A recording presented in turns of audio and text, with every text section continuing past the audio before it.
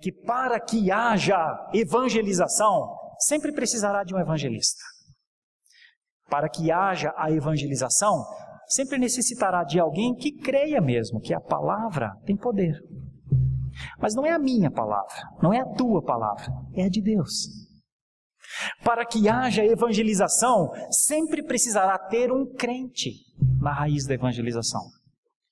Para que haja evangelização, sempre precisará ter alguém flexível, disposto, que a sua agenda não é comandada por ele. Eu arrisco dizer que é possível. É possível. Algum tempo atrás, um homem disse uma coisa para mim, que se eu não tivesse a cabeça já segura do que eu imagino, do que eu pensava, de como eu gostaria de trabalhar a evangelização, talvez tivesse me desanimado. Ele disse assim para mim: não conte com os crentes antigos. Crente antigo faz muito pouco por evangelização. Crente antigo perdeu o vigor. Não conte com crente antigo. Crente antigo, se você consegui-los manter na igreja, já dê glória a Deus. Não conte com crente antigo, conte com os novos. Os novos fazem. Os antigos nunca conseguirão, nunca servirão, nunca farão a obra do Senhor. Eles perderam a força. Eles são como o terebinto de Dante, ele me disse. Eu até fui pesquisar o que era. Acontece que Dante, em determinado momento, estava andando para conhecer o seu reino, e o seu aprendiz disse: olha, esses são os povos, o senhor pode contar com esse dessa maneira, o senhor pode contar com esse dessa outra maneira, o senhor pode contar com esse dessa outra maneira. E quando olhou para um povo, não disse nada daquele povo. Apenas disse: Dante, quanto a esses, deixa para lá. Vamos seguir a nossa caminhada. Eu vou te falar de outros povos que o Senhor poderá contar no seu reino. E essa pessoa disse: os crentes antigos são meio assim, mas eu tenho um testemunho a dar. Tenho um testemunho a dar. Eu tenho visto crentes antigos revigorando suas forças, se sentindo novos em força, em espiritualidade. Eu tenho um testemunho a dar.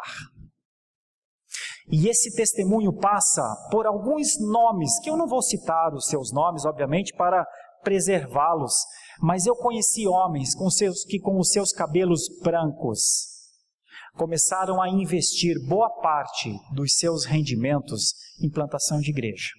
Mas boa parte mesmo. Poderiam andar se divertindo pelo mundo afora e investem em plantação de igreja.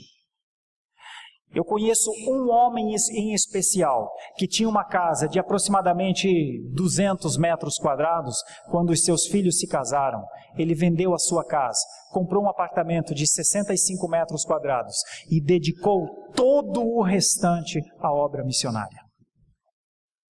E vive com uma aposentadoria de não mais do que R$1.200, R$1.300.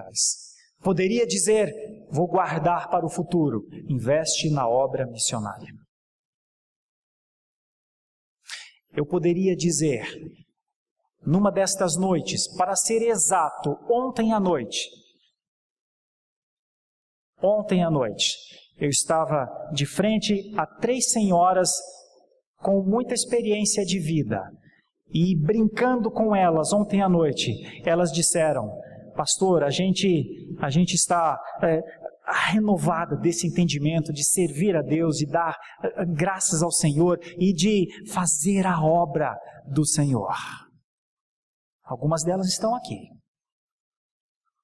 E isso me traz à mente um conceito de que a força que na nossa juventude está nos nossos braços, nos nossos músculos, nas nossas pernas, em algum momento da vida, essa força passa para a nossa cabeça. Ela passa para o nosso cérebro, para a nossa mente, para o nosso coração, para a nossa alma. Então alguém experiente de dias tem uma força muito grande dada por Deus para ser um evangelista. Eu tenho encontrado homens e mulheres com muitos dias mais evangelistas do que muitos jovens de muita força. Esse é o testemunho. Eu tenho visto homens idosos já, pregando, testemunhando, até quando já lhes falta o vigor. Bom, isso é a regra? Não, não é, certamente que não.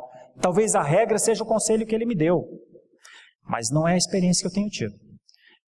A experiência de ver homens e mulheres se renovando na sua alegria da salvação, se renovando na sua expectativa de ser útil, se renovando na dignidade dos seus cabelos brancos, nas rugas do seu rosto, se renovando na experiência, se renovando em conhecimento, para não passarem vergonha, muitas vezes, diante de jovens tão instruídos, de filhos, de netos tão instruídos.